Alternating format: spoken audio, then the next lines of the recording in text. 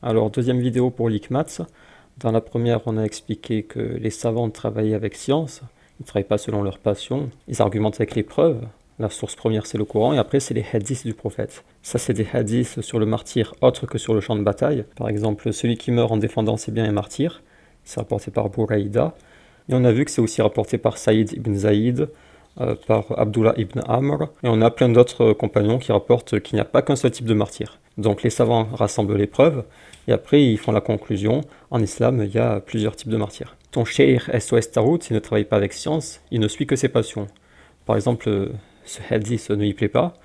Au lieu d'étudier le sujet et rassembler toutes les preuves, il dit ça me plaît pas, je jette à la poubelle et tout ça je m'en fous. Et il balance comme ça tout un tas de hadiths sans aucune science, juste en suivant ses passions, ou ses impressions, ou sa logique. Le prophète va dire à sa femme, dans ton sein un adulte. Moi je garde pas les hadiths où le prophète il a couché avec un enfant, hein. Ok? Je suis pas venue ici pour souffrir, ok?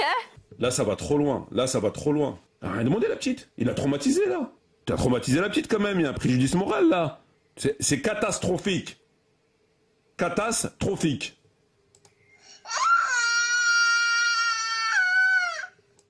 Et le problème, c'est que non seulement il n'a aucun aspect scientifique dans sa démarche, en plus de ça, il travaille sur du français, sur des traductions françaises. Il ne travaille pas sur de l'arabe.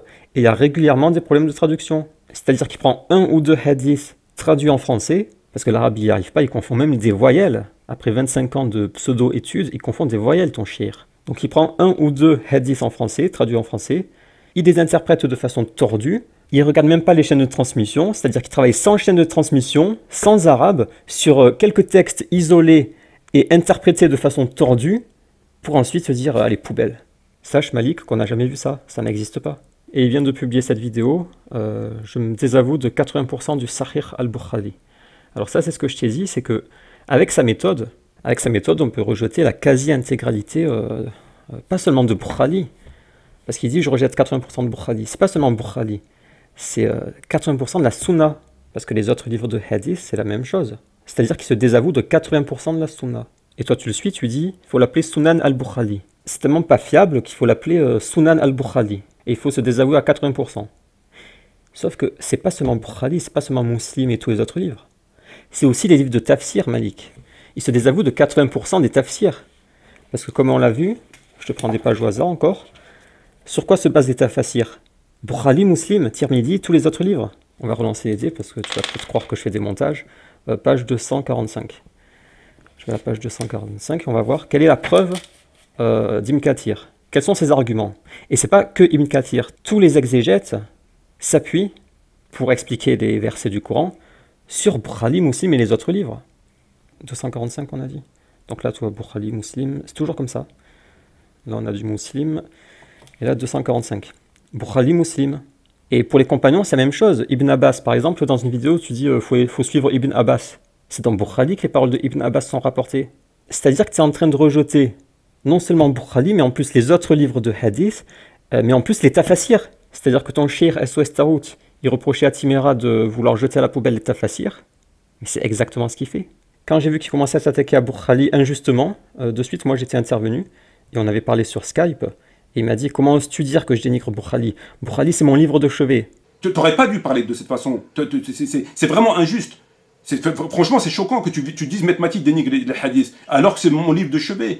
C'est mes références. Je prie par rapport à Bukhari. Je jeûne par rapport à Bukhari. C'est-à-dire, il te dit c'est son livre de chevet, et 2 mois après, il te dit je me désavoue de 80% de Bukhari. Et tu te rends compte à quel point c'est ridicule. Il te dit j'étudie depuis 25 ans Bukhari, c'est mon livre de chevet, je l'ai lu 20 fois, et là, du jour au lendemain, je me désavoue de 80% de Bukhari. Et toi, tu le suis. À chaque fois qu'il retourne sa veste, tu le suis comme ça. Tu lui dis on prend pas la défense d'un kafir. Je suis désolé, mais Bukhari n'est pas kafir. Ibn Kathir n'est pas kafir. Nawawi, il n'est pas kafir. C'est pas moi que tu dois défendre, Malik. Moi, je n'ai rien à faire. Même moi, je me défends même pas moi-même. Quand vous avez sorti tous les montages, là, regardez, c'est un raciste, regardez, il est vulgaire, il est au Front National, je me suis jamais défendu. J'ai juste fait un petit hors-sujet à la fin d'une vidéo de 4 heures pour ceux qui se posaient des questions, c'est tout. Et je défends pas mon honneur, j'en ai rien à faire de mon honneur. On ne te demande pas de défendre mon honneur, on ne te demande pas de me défendre. C'est des musulmans que tu dois défendre, Malik. C'est des grands savants, c'est An-Nawawi, c'est Bukhari, c'est Ibn Kathir. C'est ces gens que tu dois défendre, pas moi, Malik. Et ces gens, ils se font attaquer par ton shir SOS Tarout. À l'époque, Malik, quand on suivait tous Mamar, parce qu'à l'époque, on était quand même nombreux à le suivre, Tu sais ce qu'il faisait? Il se référait à ses livres. Pour répondre à Tariq Ramadan et au cirque Zavata, chaque fois que Tariq Ramadan disait une hérésie, il ouvrait un tafsir, il ouvrait les livres de hadith, il citait les 4 écoles, il disait regardez, ce qu'il dit, ça va contre ce que disent les 4 écoles. C'est à cette époque qu'on le suivait. Il se référait à la science islamique pour réfuter le cirque Zavata. Maintenant, il ne fait plus ça. Il dit suivre une école au détriment des autres, c'est de la mécréance. Il partage les vidéos de Lucia Kanovi qui appelle à quitter les écoles. Il démolit Boukhali. Il démolit, mais vraiment d'une façon honteuse, An-Nawawi. Il allait jusqu'à dire quoi, tu veux une cigarette? Tu veux un diabolomante? Ça se passe bien? Tu veux un cigare? Tu veux une Marlboro? Tu veux quoi? Tu veux un diabolomante? Ça va? Ça se passe bien? Indirectement, il démolit tous les tafassirs qui s'appuient sur Boukhali et les autres livres. C'est pour ça qu'on s'est désavoué de lui. Et parce qu'il est chiite, parce qu'il insulte Omar. Et récemment, il a avoué qu'il pensait depuis longtemps que Omar a fait un coup d'État. Pose-toi des questions, Malik. Pourquoi il démolit comme ça tout ce patrimoine? Pourquoi il démolit tout ça? Pourquoi il démolit les savants? Et chaque fois qu'il attaque An-Nawawi, c'est injustifié. Et je le démontre, par exemple, sur le hadith numéro 1. Metmati faisait comme si An-Nawawi n'avait rien compris au hadith numéro 1. Hadith numéro 1, ne forgez pas de mensonges sur mon compte, car quiconque forge un mensonge sur mon compte ira en enfer. Et donc An-Nawawi explique le hadith, et il parle du mensonge, parce que dans le hadith, il y a le mot mensonge, kadib. Par mensonge, donc par kadib, il faut entendre, selon Ahl al-Sunnah, rapporter un fait de façon contraire à la réalité, volontairement ou par omission. C'est-à-dire que le kadib peut être volontaire ou involontaire. Et après, il dit, dans ce hadith, c'est restreint au mensonge volontaire. Et ton shir n'a pas lu la fin, il a lu que le début, et il a fait croire que An-Nawawi disait que le mensonge involontaire était puni de l'enfer. C'est-à-dire qu'il a déformé ce qu'a voulu dire An-Nawawi pour le faire passer pour un incompétent. Et pour pouvoir après lui dire « Quoi, tu veux une cigarette, ça va bien ?» Il attaque tes savants en déformant ses propos. Il calomnie tes savants, Malik. Et moi, j'avais démontré sa ruse, et pour se défendre, au lieu d'assumer, il a fait diversion, il fait toujours diversion, sur cette phrase, comme quoi le mensonge peut être volontaire ou involontaire. Donc pour ne pas avouer sa manipulation, il a dévié sur le mensonge volontaire et involontaire. Et il a dit le mensonge ne peut pas être involontaire. Il n'est que volontaire. Mentir, ça ne peut être que volontaire. Lorsque vous regardez le dictionnaire Le Petit Larousse, Et sa preuve, c'était le Petit Larousse. ou le Robert, et que vous regardez mentir, vous constaterez, je l'ai dit dictionnaire devant moi, mentir, dissimuler, déguiser volontairement la vérité, nier ou taire ce que l'on devrait dire, etc. Donc mentir, c'est forcément volontaire. Donc il sort le Petit Larousse pour réfuter An-Nawawi, mais il a aussi tronqué le dictionnaire Larousse parce qu'il y a plusieurs définitions pour le mensonge. Il n'a pas lu la deuxième définition. Et toi, tu as répété bêtement ce qu'il a dit. Tu dis non, le mensonge, c'est que volontaire. Moi, j'ai sorti des hadiths, j'ai sorti des preuves, j'ai sorti des dictionnaires arabes pour prouver que le kadhib, ça peut être involontaire. Mais admettons que ton cheikh SOS Tarout ait raison. Admettons. Admettons qu'il ait raison et que le mensonge ne peut être que volontaire. Quand tu mens, c'est toujours volontaire. Ok, admettons. Alors là, il y a ton cheikh SOS Tarout, c'est pas un sosie, il y a bien sa statue d'idolâtre en arrière-plan. J'ai menti pendant 30 ans sur le prophète. Pendant 30 ans, j'ai menti sur le prophète. Pendant 30 ans, j'ai menti sur le prophète. Aujourd'hui, j'aimerais me repentir publiquement des mensonges que j'ai dit pendant 30 ans sur le prophète. Ton cheikh dit qu'il a menti pendant 30 ans sur le prophète. Or, d'après ce que vous dites, quand on ment, c'est forcément volontaire. Ça veut dire qu'il a menti volontairement pendant 30 ans sur le prophète, et donc il a bien préparé sa place en enfer. On sait que mentir, c'est forcément volontaire. Mentir, ça ne peut être que volontaire. Pendant 30 ans, j'ai menti sur le prophète. Mentir, c'est forcément volontaire. Pendant 30 ans, j'ai menti sur le prophète. Vous voyez comment c'est ridicule ce que vous dites? Pour défendre votre shir, vous allez jusqu'à contredire les dictionnaires et les grands savants de l'islam et les linguistes pour pouvoir le défendre. Sauf que si on valide votre débilité, alors quand il dit j'ai menti pendant 30 ans sur le prophète, c'est volontaire. Il a menti volontairement sur le prophète. Donc moi je veux bien vous suivre, mais il faut le déclarer mécréant pour avoir menti pendant 30 ans volontairement sur le prophète. Il n'y a qu'un mécréant qui peut faire ça. Donc ton shir est un mécréant selon ses propres propos. Et après il a continué son travail de falsification du Shah de Nawawi. Là comme d'habitude il a coupé un petit morceau qu'il a réinterprété. Et juste après ce qu'il a caché avec sa main, il a écrit « Or il est établi que le prophète Abu Bakr, Oumar et Othman faisaient la prière en premier lieu. » Là Nawawi dit « Il est établi que Oumar et Othman le faisait dans l'ordre. » Et Mamar, il a coupé ce morceau, il a pris un petit morceau là, il a réinterprété, et il fait croire que Nawawi dit le contraire de ce qu'il dit juste après. Donc si je comprends bien, il est en train de nous expliquer qu'il est possible, il est très probable, que Omar ibn Khattab ou Uthman, radiallahu anhuma, ont fait une bid'a. Là, Nawawi dit il est établi que Omar et Othman le faisaient dans l'ordre. Il vous dit, oui, c'est Omar, c'est Othman, il dit probablement Omar, qui, constatant que les gens partaient ou je sais pas quoi, il a inversé. Ah ben, c'est bien. Ah ben, c'est magnifique, ça. Tu veux un cigare, tu veux une Marlboro, tu veux quoi? Tu veux un Diablo Monte, ça va, ça se passe bien? Non, il vous dit normalement. Et c'est la même personne qui va vous dire Trawih et qui va vous expliquer que machin, bidule, chouette. C'est consternant. Consternant. Après, il a fait pareil avec l'histoire de la zakat entre Abu Bakr et Omar. C'est une histoire que ton cheikh SOS Tarout répète depuis 20 ans sans la comprendre. Il la comprend pas. Il croit que Omar s'est trompé en citant un hadith amputé et que Abu Bakr l'a corrigé. C'est pas ce qui s'est passé. Si tu veux plus d'informations, c'est dans ma vidéo On défend Nawawi du poison de Metmati. Et là, Nawawi dit seulement Omar prenait ce texte à la lettre et ne le considérait pas dans son intégralité, puisqu'il omit de réfléchir à la dernière partie, qui constitue une condition restrictive de l'inviolabilité des personnes et des biens des dites personnes. En fait, Nawawi explique que Omar n'a pas fait de ijtihad sur la dernière partie du hadith. La dernière partie, c'est sauf en cas de droit. C'est plus clair en arabe. Il m'a été ordonné de combattre les gens jusqu'à ce qu'ils fassent la shahada. S'ils font la shahada, alors sont protégés de moi leurs biens et leurs personnes, sauf en droit.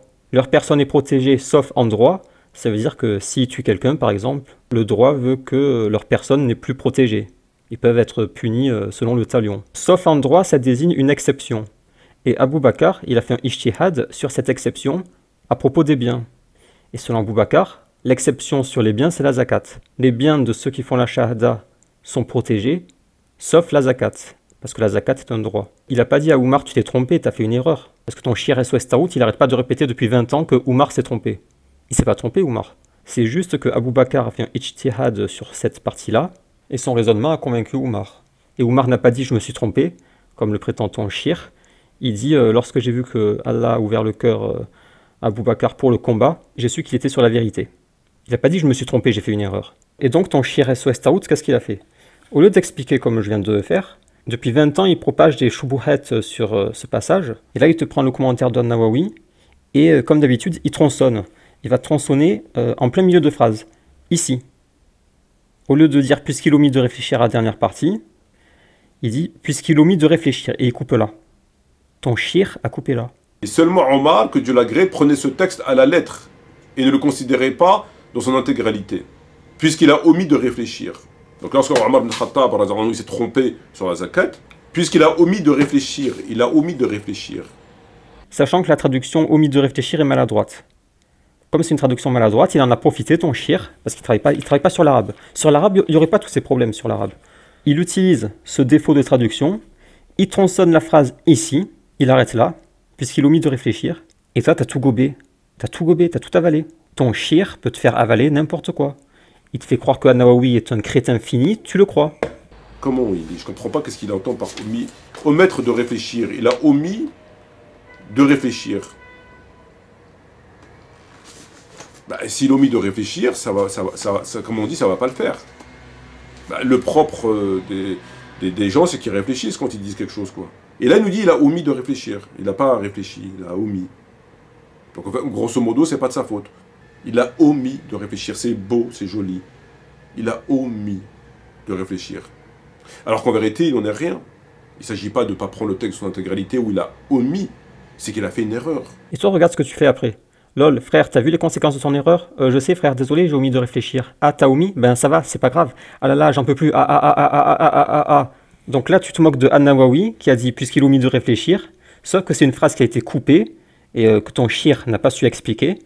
Et toi, sur la base d'une phrase traduite maladroitement et tronçonnée par ton shir SOS Tarout, tu te moques de An-Nawawi. Ce que je te conseille, Malik, c'est d'aller rapidement lire une biographie de l'imam An-Nawawi. Et après, tu reviens sur YouTube pour te repentir. Et il se moque pas que de An-Nawawi, il se moque de plein de savants. Et parfois, il va jusqu'à se moquer du prophète. On a vu la caricature qu'il a faite du prophète. Et il rigole.